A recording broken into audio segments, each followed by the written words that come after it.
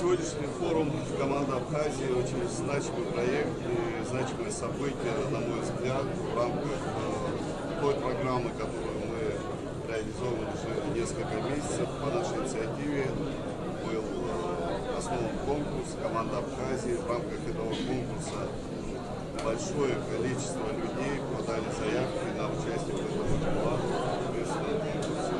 Как я говорил и сегодня, более 3200 человек приняло участие в этом конкурсе. Из них 22 победителя, 47 человек, участвовавших в этом очень важном конкурсе, сегодня трудятся в рамках государственных должностей. Мы точно понимаем, без энергии и желания абхазского народа у нас бы ничего не получилось.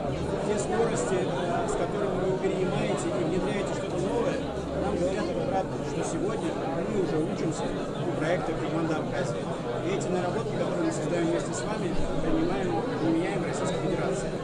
Как мне кажется, что самый главный ресурс Абхазии в прошлом, настоящем и будущем – это люди. И то, что сегодня делается для людей, наверное, это и есть самое главное. У нас люди очень талантливые, амбициозные, и с теми подходами, которые есть у нашей молодежи, у наших профессионалов, мы добьемся обязательно. Спасибо большое.